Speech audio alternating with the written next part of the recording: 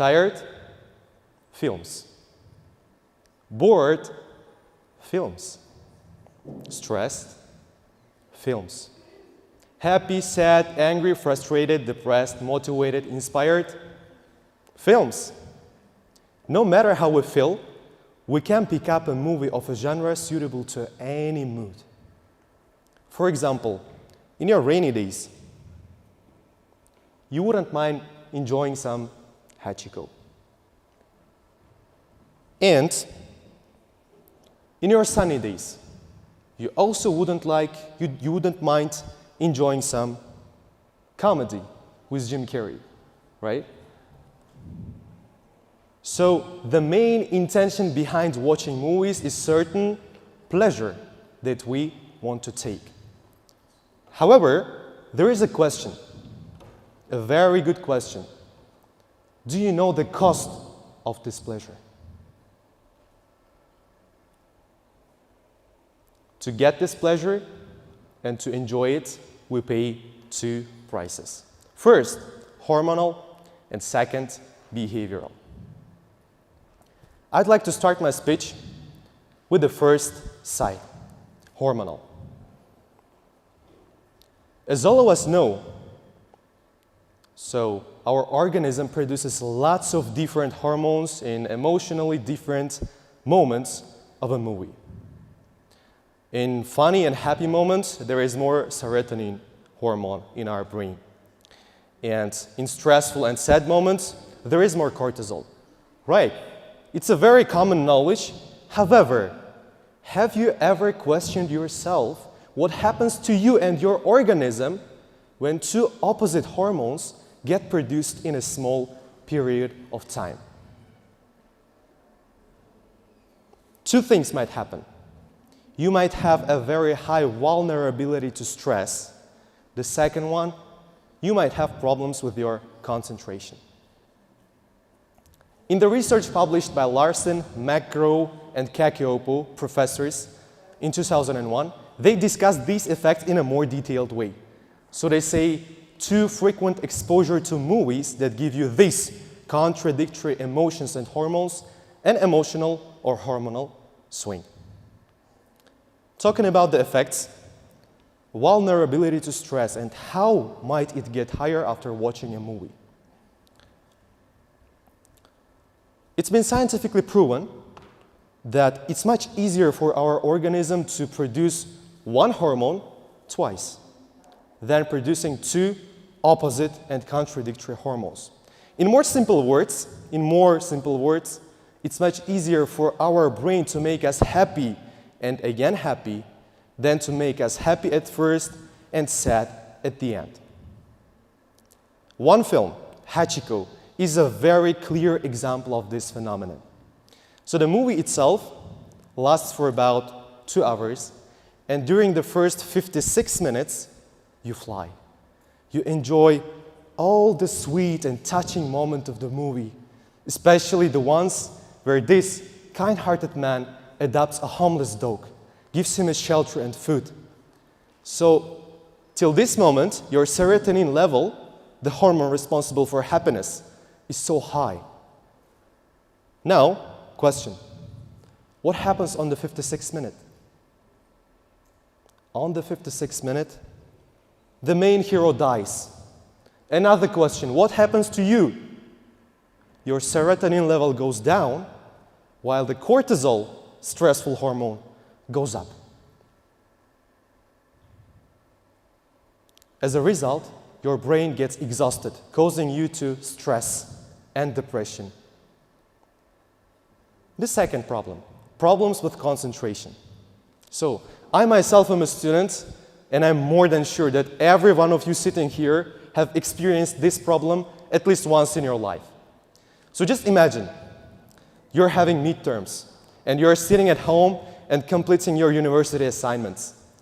And suddenly, out of nowhere, you start remembering moments from a movie. So you ask yourself why this happened to this hero, why that happened to that hero, why authors are so ruthless, why they decided to this and that and this and that and this and that.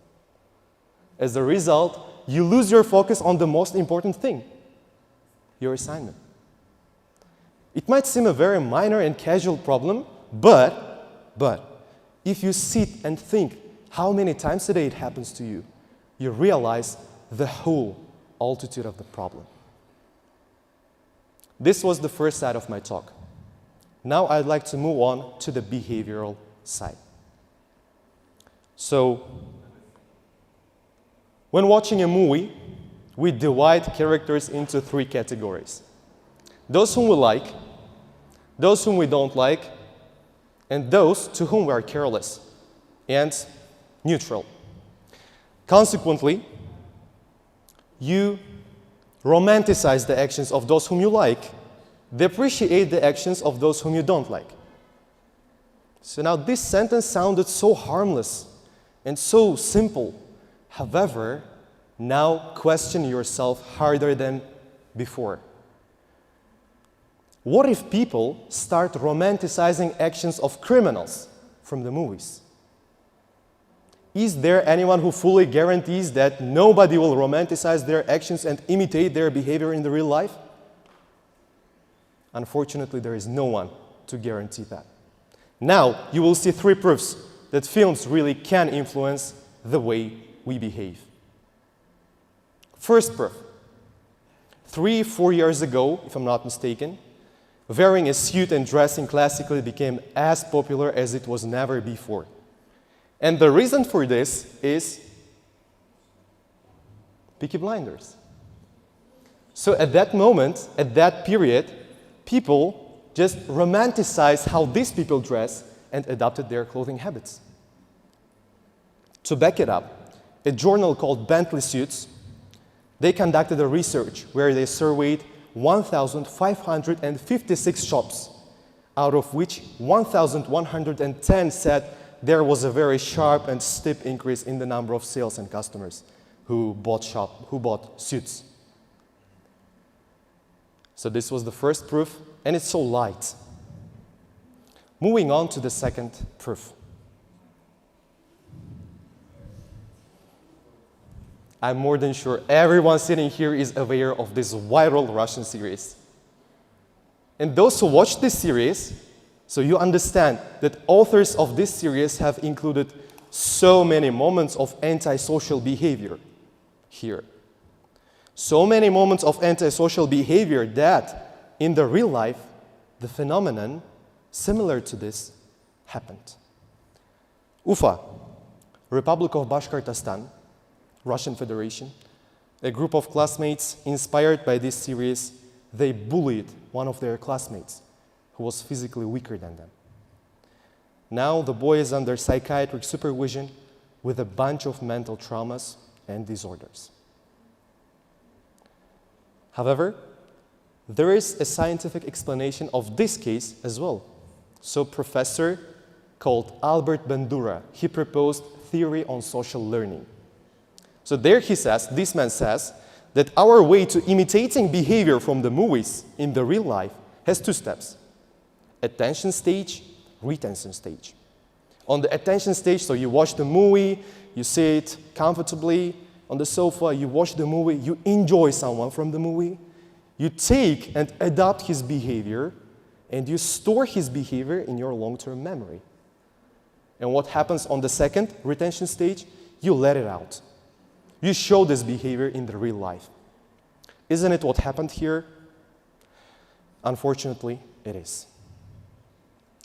Moving on to the third proof.